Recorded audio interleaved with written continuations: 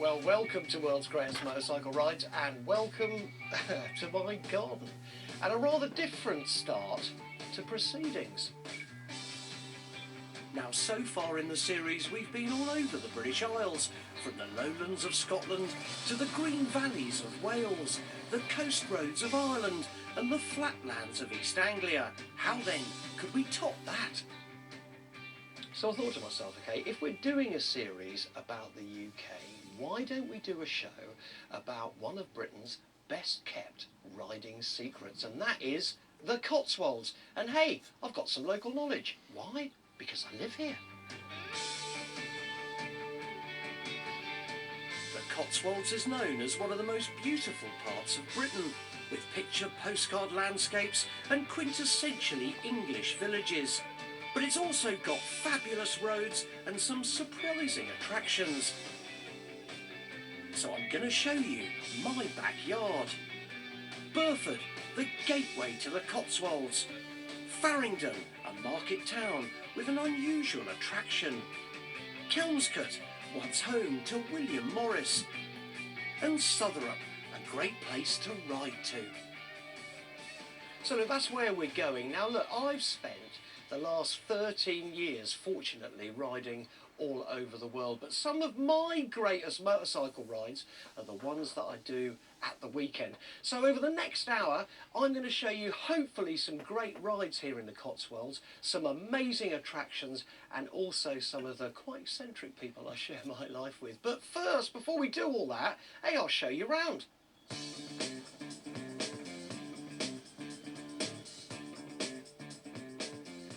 Now, this shed represents a lifetime of obsession with motorcycles. Now, some of these bikes, obviously, if you've been watching World's Greatest Motorcycle Rides, you may recognise. One of which is my beloved Steve McQueen Desert Racer. Last year, I rode her all over the Balkans, and fantastic she was too. Over there is my Chop. That I did Route 66 Revisited on. It was the perfect bike to ride the American dream, but I don't think it's quite right for the Cotswolds. Nor, for that matter, is this bike. She's called the Quartermaster, and though I've only ridden her a couple of times, she's amazing. This is my drug, right? To lie on this thing and feel the acceleration of a 500cc motor that's blown with a supercharger and runs on methanol is something else. Quicker in a straight line than a Farblade or an R1. The most sought after sled in here is my 1937 Brough Superior, an 1150 Tourer, the Rolls Royce of British bikes. My wife keeps on asking me what I paid for her, but I'm not telling. It is, I think, true with all these motorcycles that us lot, we're all curators, aren't we, really? You know, we may customise them slightly or something like that, but really it's up to us to kind of keep them as beautiful as possible for the next generation or the next owner. But before you start putting your bids in, none of these bikes are going anywhere soon. But I am. I'm off to Burford on Mavis, my Norton Bitzer, for the first of my days out in the Cotswolds. The sun's not quite shining, but it is, as they say, a drying track. It's a short trip, but it's great to be back in the saddle. I've ridden through here hundreds of times, but I don't really know very much about Burford. It's called the gateway to the Cotswolds, and I guess I've treated it like that. So today I've come to meet Ray, a local historian who's lived here for 50 years. We take stock on Sheep Street, Burford's poshest address. These wide green verges here used to be, in the days of the sheep market, used to be where the sheep were penned. Italian merchants used to come here to buy fleeces for the Italian textile trade. Wow, really? So we were exporting our wool to the Italian designers of the day? That's right, in the 1300s and 1400s. The profits from wool made Burford rich and the town flourished. The local church is as big as a cathedral. But like sheep, the merchants moved on, and the town became more of a pit stop than a destination. But of course it was a great place for stagecoaches. I mean, at one time there were 40 scheduled coaches came through here in the course of 24 hours. And when the stagecoaches were at their peak, you could breakfast in Burford, lunch in Oxford, and the next day you would be in London. The final nail in the coffin was the arrival of the railways, or in Burford's case, the fact that they bypassed the town altogether. Burford, without a railway, was in a very depressed condition. But the result was that there was no Victorian building, and the houses are preserved, and then it became the tourist trade. So People looking for rural quietness and old buildings, and it's never looked back since then. Well, every cloud has a silver lining. Today, Burford has reinvented itself as one of the busiest and most prosperous towns in the area. I don't know whether I know any other town where there's so many coffee shops and gift shops crammed into, you know, one space, really. Well, is there any other town of this size which has so many tourists? I would say it is a market town. If you want to see what the past looked like, you can come to Burford. And if you want to make Burford your own gateway to the Cotswolds, then next take the B4425 to Bybury. It's only 10 miles away, but this really is the perfect introduction to the region. The road surface is good, the traffic's not too heavy, and even though much of the road is lined by trees, when it opens up, you're in the middle of classic Cotswold countryside. Mavis may be a bit of a mongrel, cobbled together from lots of different Nortons, but over the last couple of years, she's become my go-to bike, and she's done this trip many times.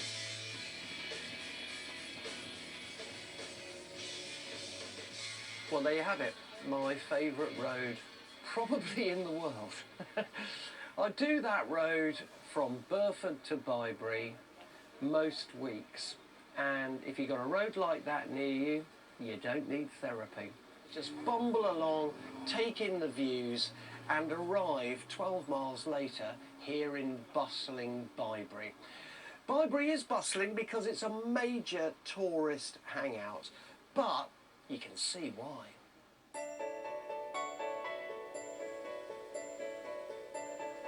If Burford is the gateway to the Cotswolds, then this is a destination you shouldn't miss. If you're allergic to cameras, don't live in this place, because every day it fills up with tourists desperate to photograph themselves or each other in front of your house. The ducks are from central casting, the flowers pretty as a picture, and the River Windrush a gentle presence. But if that isn't enough, Bybury is also home to probably one of the most iconic streets in the world. It's called Arlington Row, and not only is it Britain's oldest occupied street, it's also its most photographed. It's so famous, it even features on the inside of a British passport. Today, most of Arlington Row is owned by the National Trust, and though it may be small, as Tim tells me, it's one of the jewels in their crown. As important buildings go, look at Buckingham Palace, Grade 1 listed. So is Arlington Row. I always slightly marvel at that, really. Well, I don't. I think it's a piece of our history and it should be looked after. And in the capable hands of the National Trust, that's exactly what's happening. For the thousands who flock here every year, these are typical British country cottages, but their history is surprisingly complex.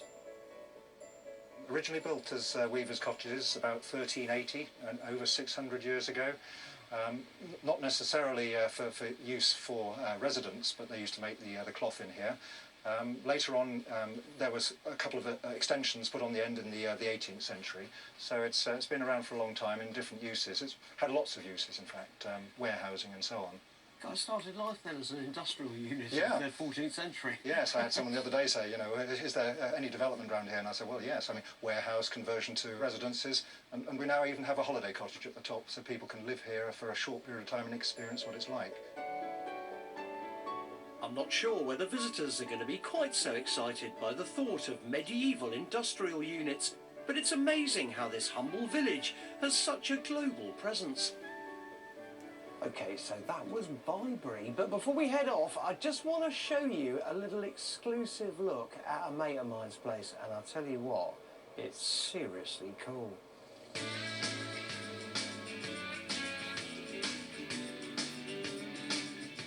Just in case you think the Cotswolds is all about cute old buildings that have been here forever, next I want to show you something that's only just opened. This is Bybury Airfield, a former RAF base which played a vital role in the Battle of Britain. Once home to a squadron of Spitfires, its latest incarnation is very different.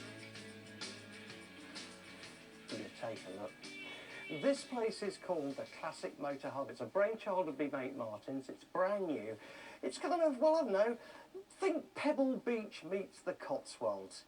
Take a look at these motors, eh? This hangar is chock full of petrol-powered perfection, from sports cars like this 1930s Alvis, and this rare Riley, to pint-sized classics like this 1950s Fiat 500. And to keep bikers like me happy, there's also a collection of equally fab motorbikes. 900 SS Ducati, I yearn for one. Couple of TT bikes, TZ Yamahas, I think that's a 350 and a 250, and a couple of Cadbury's Boost R6s. Plenty to feast your eyes on. This place, though, is not just for ogling and envying. We're creating an environment so that petrol heads like you and me can come along with your bike, your classic cars, and we've got a place to meet. We've got library there, we've got the facilities and a workshop. Is it kind of like Ace Cafe for the Cotswolds in a way? Exactly that. We've got the magazines, we've got the coffee on the go, there'll be sort of croissants and biscuits, and meet up and, you know, make it a thing that you do on a Sunday morning. Once upon a time, a biker's cafe meant bacon sandwiches and a mug of tea. Now it's coffee and croissant. The times, as some geezer said, they are changing. But the one thing that has stayed the same is that in the end, it's all about the bike and the sheer pleasure of the open road. Coming up, I lead the Red Army into the heart of Oxfordshire and then go wild in the country. No, no, no, no!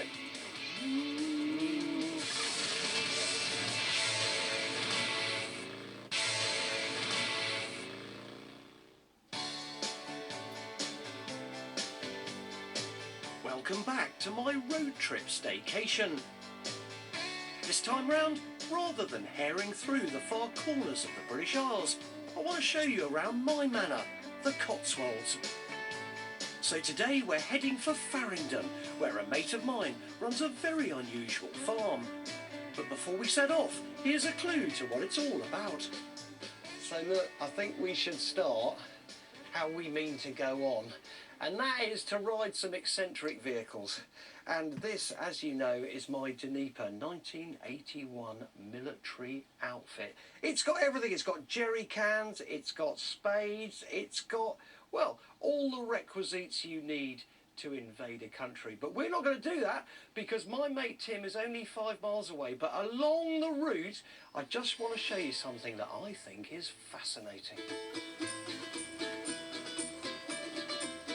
Soviet sidecars were designed to patrol the Berlin Wall, not to go on day trips into the Cotswolds, but it's a joy to ride.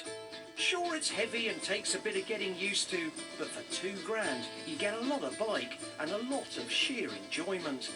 I've only been into sidecar combos for the last couple of years, but believe me, they're much more than a poor man's people mover. People try and sort of assimilate them or compare them to motorcycling. They're absolutely not that. They're just a different form of transport that is utterly brilliant fun. I've barely warmed her up before I make my first stop. So this is literally a couple of miles from me, but it's Radcott Bridge and the Swan pub over there, which is a good haunt for bikers. Everyone kind of culminates there after a decent ride. But I haven't taken you here to show you a biker's pub. This is what makes Radcott famous. Well, there are two bridges crossing the Thames here, but this is the earliest one. This one here was finished in 1225, which makes it the oldest proper bridge over the Thames. 11 foot high and weighing in at 18 tonnes, it's a minnow compared to the bridges further up the Thames.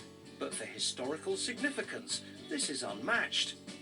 And if that isn't enough of a reason to come here, Radcott is a small but charming pit stop for anyone touring the Cotswolds. This riverside path runs for 184 miles, which makes it the longest riverside towpath in Europe. Also, if a drop of rain drops in the Thames here, by the time it gets to the sea, it'll have been drunk 8 times. But enough of the fun facts. Time to get down to the serious business of the day. Timmy time.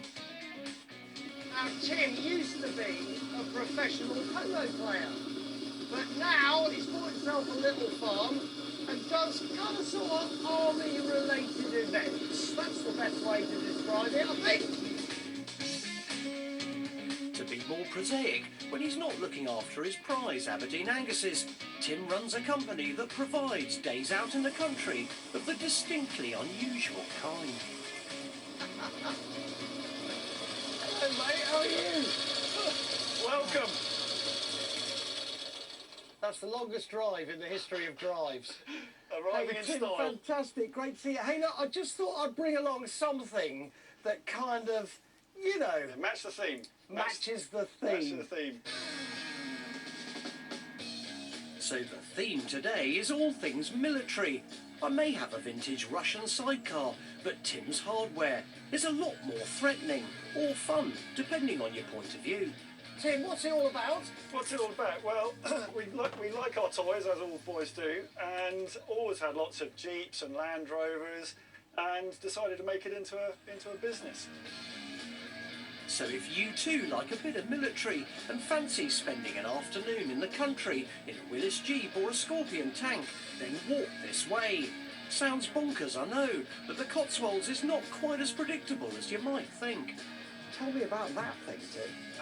That thing's called an Alvis Shielder. Got a big old diesel engine in it. That will go round and round until the cows come home. And we decided to chuck some aircraft seats on the back of it as well. I'd have thought that's a very good plan, mate. Yeah, good plan. And so we can take 10 people on there. Now, I haven't got a whole football team, but I can't come here without trying out some of the vehicles. There's only one problem, though. Health and safety at law, Henry. And I'm not wearing a pink one. This is going to suit you down to a grand, mate. You'll be just tickety-boo, good boy. Do you know what? That is what's wrong with society today, isn't it? A pink high-vis jacket. I mean, who am I gonna get in the way of? A cow? Now look, that may say Tim, but you're wearing pink if I'm wearing pink. No, seriously. All my instructors have to wear this. That way you can find us. When my clients turn up and want to find an instructor, they look for the normal high-vis. The risk assessment's been done, Henry. You do what you're told, hop aboard. Let's get on with it. Are you sitting comfortably? Yeah, let's get on with it, mate. Prepare to take off. Okay. All right, here we go. We are going to invade Oxfordshire. Fantastic. An enormous tank like this is no sprinter, but the sheer power of it takes your breath away. Holy moly. A lot of Tim's clients are on business jollies or corporate away days, but as we motor through the countryside, I feel more like Monty or George Patton than a junior executive at a photocopier company. Hey, look, I think I could be a general. But it must be terrifying going into battle in a thing like that. Yeah, no, we'll leave that to the experts, Henry. I think we should. My business is about fun, not about going to war. Yeah, good. My business is about fun as well. And more importantly, in a minute, we're going to be joined in the fun by little Tommy in his pink high vis. There he is, look at him. Now, am I right, Tim? I've got to get in there and be blindfolded, right? In this Land Rover, you're going to be blindfolded, Yeah. and Tommy's going to be giving you instructions around a set-out course. But he's not allowed to say left and right. He has to say moo and quack because we're on a farm. Moo is right, quack is left. But he doesn't have to remember that. It's written on the sun visors in there, but you obviously won't be able to see it. Well, look, here goes nothing.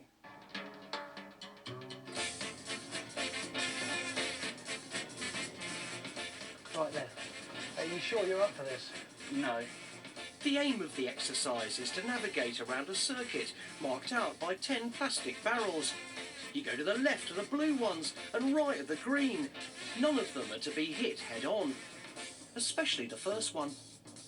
You might be stuck actually on a bollard. Sounds simple, but when the car is manned by the TV equivalent of Dumb and Dumber, it's not quite so easy. Quack, quack, quack. Move, move, move, move. Now straight up, straight up, straight up, straight up. You're rubbish. Occasionally, it is true, I do hit a few things. I menace a few cows. And once or twice, want to hit Tommy. What, that? I'm going back, you goon. Though as I discover, it's easier to cheat and remove the mask. As my first girlfriend used to say, in your case, Henry, let's keep the blindfolds on. Quack, quack, quack, quack, quack, quack, quack, quack. Quack right. No, quack left.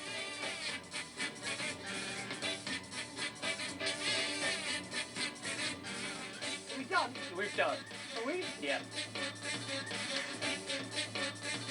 Are we there, Tommy? All right. I'm getting out now. Well done, Henry. Did you just say something, Tom? That's the most destruction we've ever seen in our course. I've got to tell you, Tim, did I destruct a lot? That is the most destruction we've ever seen. The scene of devastation behind us. There's a few drums. Did I put any back up in reversing? You did actually. You just put that first one. You hit Did the I first one. really? It came back up Fantastic. again. Yeah, so you weren't taking instruction from Tommy too well, were you? Really? No, but I mean, would you? I mean, would you? Really? From little Tom? For my last bit of fun, I've gone solo. No prizes for guessing what I've got to do, but a cuddly toy for anyone who waits around long enough to see me achieve it. Hey, I'm slowly getting the hang of this. Slowly being the operative word. Unlike my blindfold driving, I can't blame Tommy if it all goes wrong, but if it goes right, it'll be all the sweeter. Yes! I've done it! That's unbelievable! So not your typical day in the Cotswolds, but that's why I love living here. If you want cream teas, no problem. But if you want to tuck into something more challenging, you'll find it here too. This region, I hope you'll agree, is full of surprises, and there are plenty more ahead. Coming up, I discover a bohemian love nest. So the relationship with Mazzetti ran its course, and then he took Jamie kind of back, if you see what I mean. Yes. And an automotive museum in a town famous for its water. It is, well, in my little world, a seventh wonder. Cotswolds, my own backyard, riding some of my favourite roads.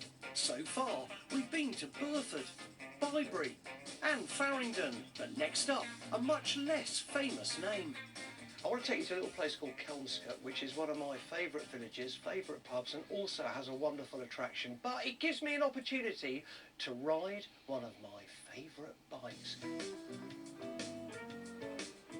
This is a classic Yamaha V50 from 1985. It's the perfect bike for short trips in town or the country. Cheap to run, enjoyable to ride, and it looks great. Anyway, this bike, I think, sums up the whole ideology that I hold dear, which is, it's not the size of your motorcycle, it's why you ride it. And For me, my little Yamaha spells fun with a capital F and several exclamation marks. It's got a 2-speed automatic gearbox, and though the speedometer goes all the way to 90, because it's categorised as a 50cc moped, it can't go any quicker than 30 miles an hour. On a day like this though, who'd want to go any faster? Oh, magnificent, you know. That's lovely.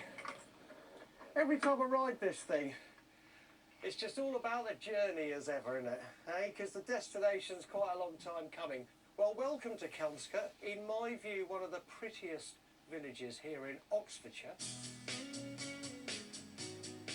It's a traditional village built on agriculture with a great little pub at the heart of it.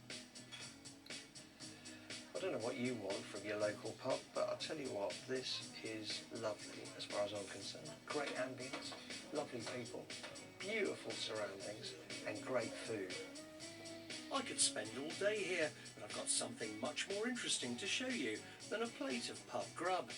So after my refreshments, I'm back on the bike, heading for an extraordinary house.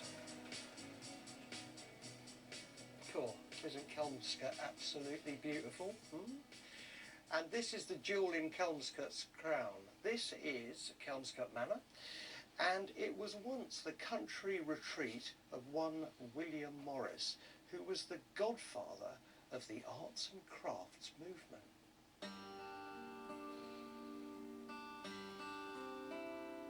It's a 17th century manor built on a grand scale out of traditional Cotswold stone.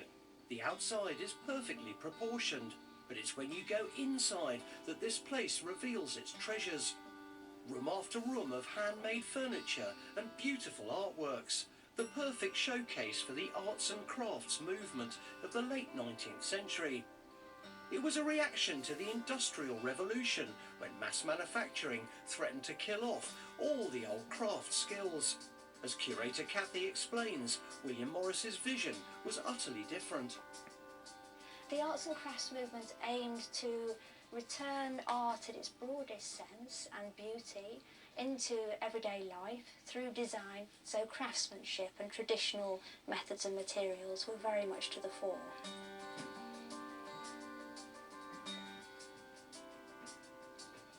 The huge four-poster in the main bedroom epitomises Morris's obsessions.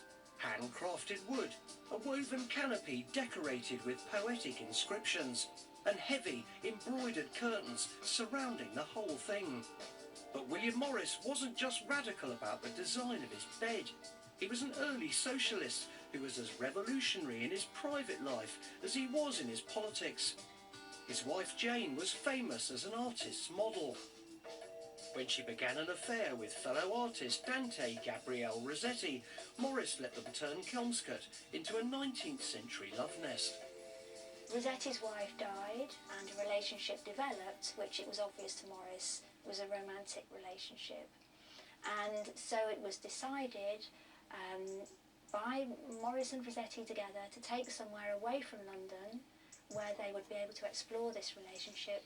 Morris being a man so far ahead of his time that he didn't deem Jane to be his belonging, his chattel.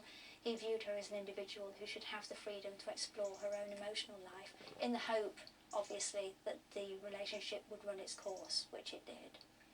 Wow, okay, so the relationship with Rossetti ran its course, yes. And then he took Janie kind of back, if you see what I mean. Yes. You know, God, that's incredible.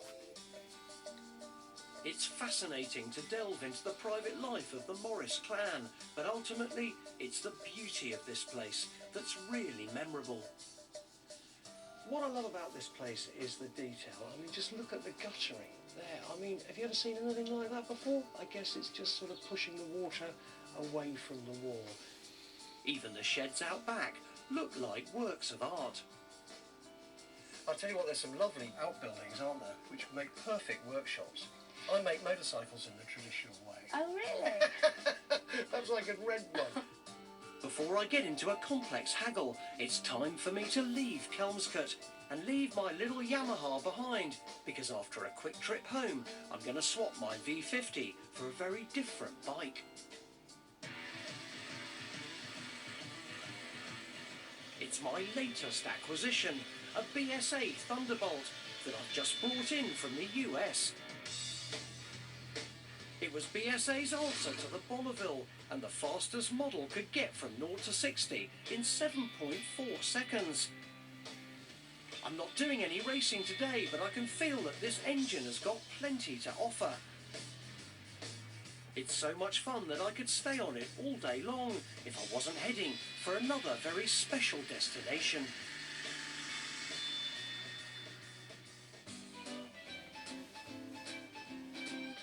Now, as the name suggests, there's a lot of wet stuff in Bourton on the water. Every summer it's inundated with tourists eager to lap up the cream teas, go on riverside walks and generally soak up the atmosphere.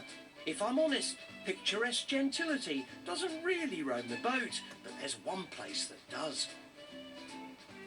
It's the Cotswold Motoring Museum, and being Bourton on the water, it appears to be protected by a moat.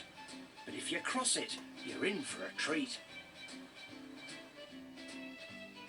Now, Bourton has the most incredible attractions, but none such better than this. This is the Cotswold Motor Museum, and my children grew up here.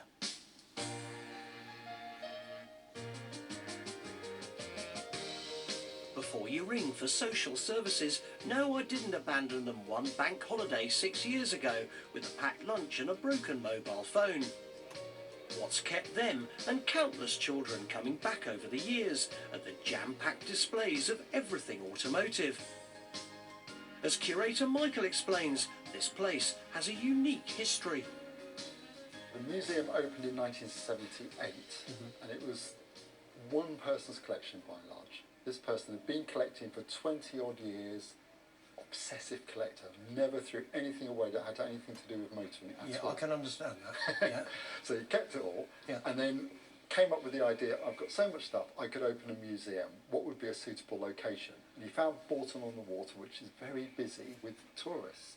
And next to it was an old flour mill that had shut down. Perfect location, that's where we are now. This is one of my favourite parts, a reconstruction of a shop that once stood in Bourton High Street that was owned by Jack Lake, a chauffeur turned small businessman. So he starts off with a little cycle shop, it became a garage, and he continued servicing cars until he became a very old man. In that photograph he's in his 80s. By then he'd turned it back into a cycle shop. His Oh, right, so cars he'd gone were getting full a bit circle. too much for him. Oh, really? Yeah, Okay. yeah. Look at him there. Look at that. Hey? What a legendary old geezer. The other galleries in the museum have a much more general focus, but I'm sure Jack would have approved, and for someone like me, this place is heaven. This, I think, is one of the greatest collections in the UK. I mean, check it out, look, oil dispenser after oil dispenser after beautiful sign.